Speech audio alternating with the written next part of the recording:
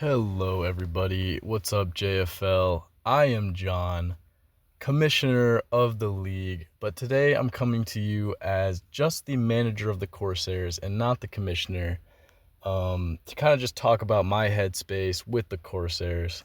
Welcome to the first episode of my new podcast for this Corsair specific podcast, the F4U Foldup. Today in the first episode, we're in season 10. Season 10 just started. We're in about week 3. I'm just going to talk about kind of the state of the team going into the season and the rookie class, and I will talk about the individual weeks and actions of the team and outlook in another episode. But we'll just start with the draft class today, and the team itself right now. So shout out to Tony of the Leopards, because he started his Leopards podcast and kind of gave me the idea of to just talk about my Corsairs a little bit, because it's fun.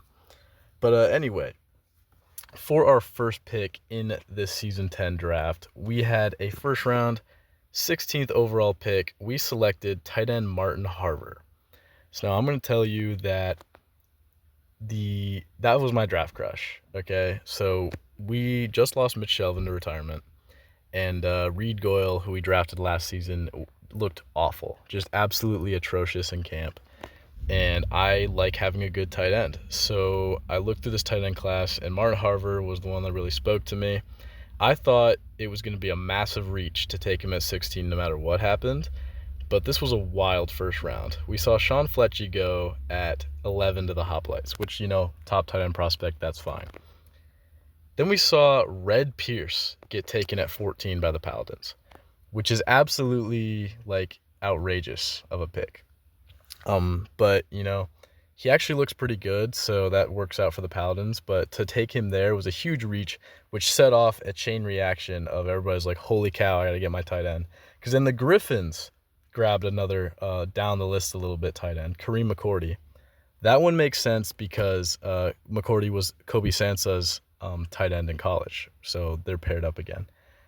So then I'm like, okay, that's kind of scary. I nab Martin Harver, who's my draft crush. Doesn't look so much like a reach anymore. We have 3 tight ends go in a row in the first round. And then the Emperors get the number 2 tight end prospect, Von Phillips, to back up Wes Bowen. So we have 4 tight ends go in a row and 5 tight ends total in the first round. That has never happened before. Absolutely outrageous, but we got our guy. Harver looks really good so far. I'm really happy with that. I think he is our tight end of the future and our Mitch Shelvin replacement, which Mitch Shelvin's one of my absolute favorite players of all time. So it's really sad that he's gone. But I like Martin Harver. I think he'll do well. Then we get into the second round. So with how crazy the first round went, my other draft crush was Rondé Elliker, the linebacker, but he got taken way too high. Went to the Griffins at 10. But we definitely needed big linebacker upgrades. We had Dane Brisker in the first round last season, but he's not enough because Jack Kirshen retired, and we just need a lot of replacements there. So I'm going to go linebacker heavy this draft. I really like the class for it.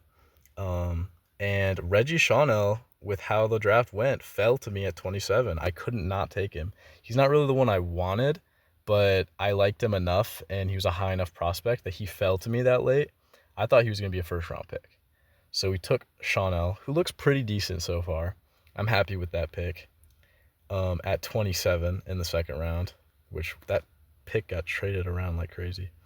Then we get my other draft crush, or not really a crush, but just guy I really, really liked and was going to be my second round pick no matter what. Kind of a reach.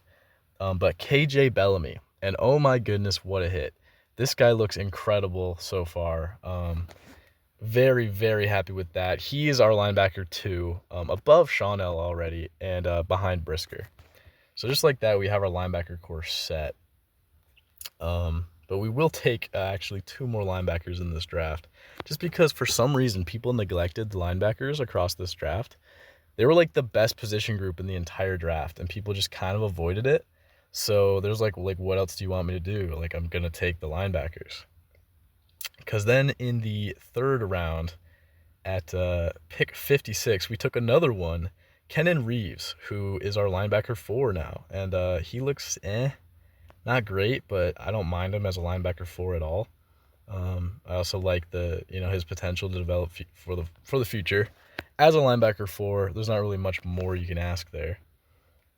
And into the 4th round, I didn't know what to do with these picks at this point. I kind of did want a DB. I took DeQuell Patton, who looked really awful, but he just got a chaos play in this last game. So, he's already exceeding expectations. I don't mind that. I really like Cardon Caveira. Or Donnie, not Donnie Dansby. Cardon Caveira I really liked. I was thinking about taking Donnie Dansby. I did like a lot. I was going to take him. But they got taken too early. Oh, wait, I skipped one. So also second round, 40 pick. I knew I skipped one. Donnie Malloy, DB. I really liked him in the draft. I liked him a lot. He doesn't look great at all, but, he's still a rookie. We're going to give him a shot. But no, I really liked him. He's our DB pick. But then we took DeQuell Patton later, who looks awful, but we're letting him play. And then at 77, I had no idea what to do with this pick.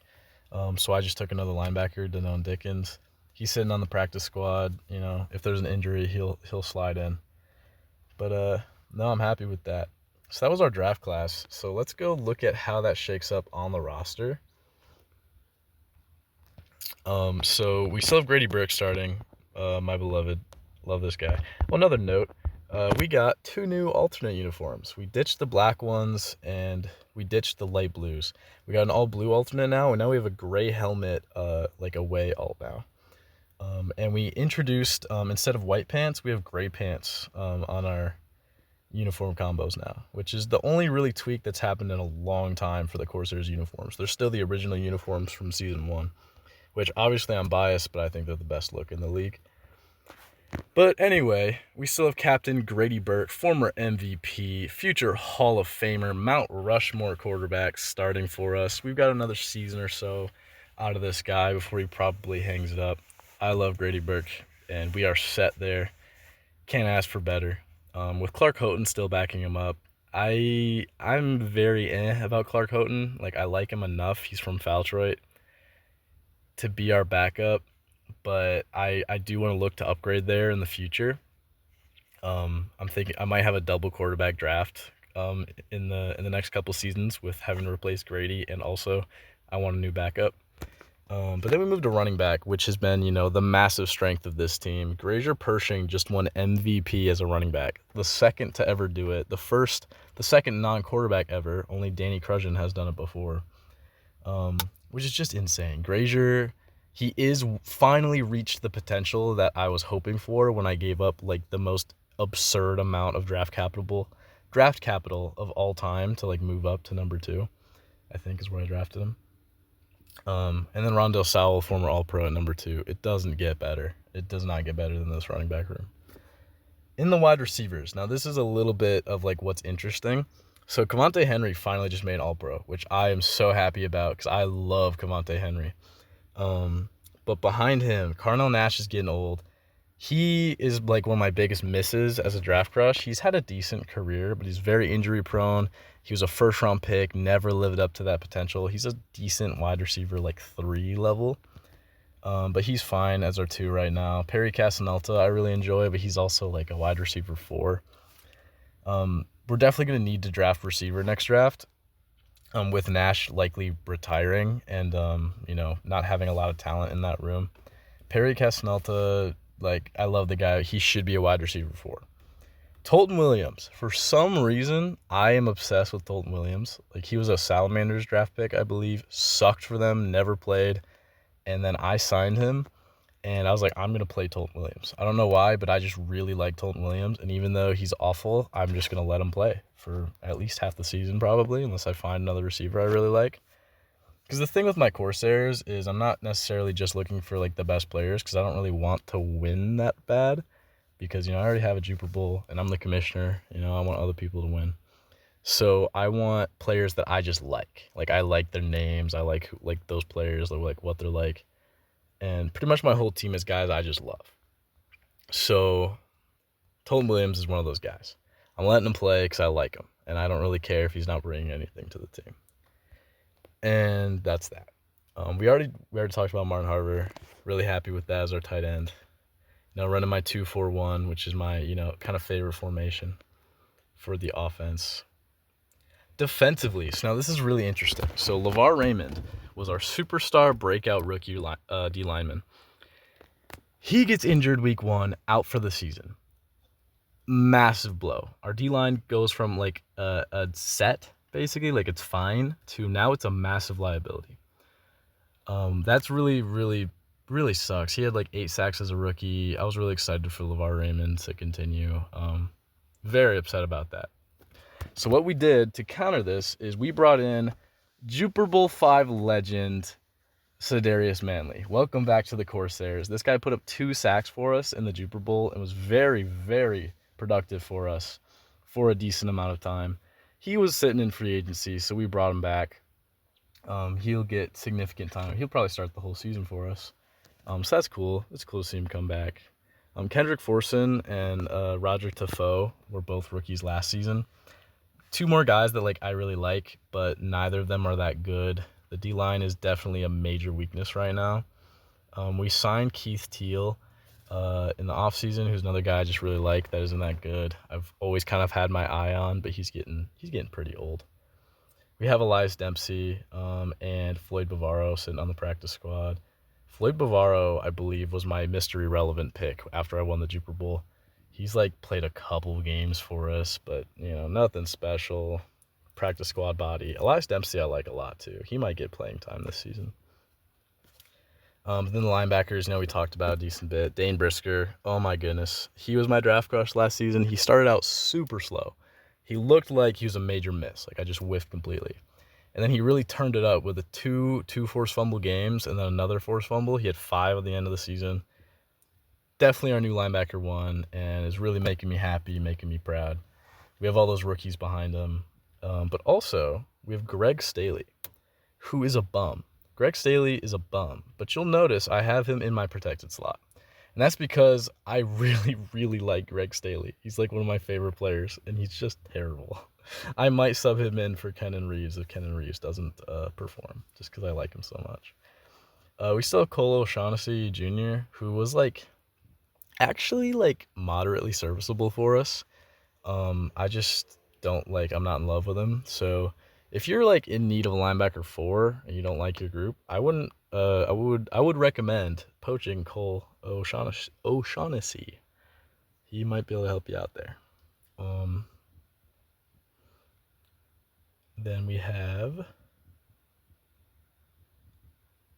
DB, Joaquin Garcia, another guy, one of my favorite players, who finally makes an All-Pro.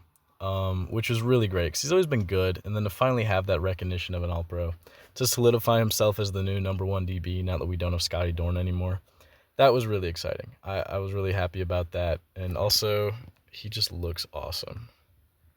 The Joker, oh my goodness, what a cool guy. But then we also have at number 2 Diami Jones, who was my DB 3 or 4 for a long time. Another player I really love. I just love Diami. He started off awful, and I just kept playing him because I liked him so much. He actually developed into a pretty decent, serviceable player. He puts up production, but he's not a star by any means. And then the 2 rookies who are not great. So the DB room is not a highlight of the team, but I wouldn't call it a detriment. It's fine. It's serviceable. Backing them up, we have Carner Brands, Marshall Dunn, some other, pretty awful players that I just like. I like Marshall Dunn a lot. He played last season. But nobody really, really special. But that's our roster right now. I love this roster. This might be my favorite Corsairs roster since season 5, the Super Bowl team. I love a lot of these players. I think we're going to easily win the West. The West is kind of a shithole right now. The Sharks are the only team that could maybe contend for it, and that's if they have some stroke of luck with Jordan Plant going crazy and Conan McCullough being good. But I just don't see it happening. They started 0-2. The whole West started 0-2. We lost 2 tough games to tough opponents. But I still think we're going to bring it back and win the division, even if it's at 4-4 with how hard our schedule is. But I think the Corsairs are the only good playoff caliber team in the West. The Admirals actually have great potential. I like what I see out of the Admirals with so they benched Kayvon Holland for Grant Pecha, the rookie who was a late round pick, but he actually had a good camp. He had a terrible first start, week 2. But I like the potential there for the Admirals. I think they have pieces. They have Barik Bay, reigning Defensive Player of the Year. Also was my draft crush that season. Not draft crush, but a guy I really liked. Because I passed on him to draft somebody else. And they have, Cliff Mazalis and some good players there. They just need to, keep drafting, keep developing under, Miranda, the new manager. I like the potential for the Admirals to contend for the division in the next couple seasons. But right now it's the Corsairs. And, the only other team there is the Paladins, and I think they're the worst team in the league. So, don't have to say much there. I think we're going to win the division, even with a rough start.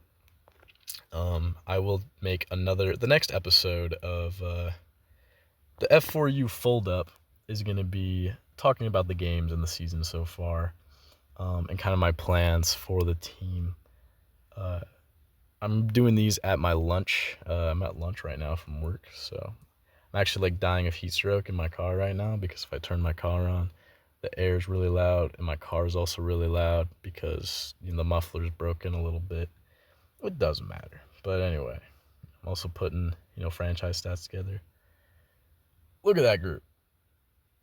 Andre Vermel, love that guy. Daquan Welch, love that guy. Murray DeBerry, love that guy. Justin Orneon, he's okay. And then obviously, Cavante Henry, Cardinal Nash, they're not on this list until they're retired, but putting the franchise stats together, it's a project. But anyway, thank you for tuning in to the F4U Foldup. If you're a Corsairs fan somehow because you're not another team, that's crazy.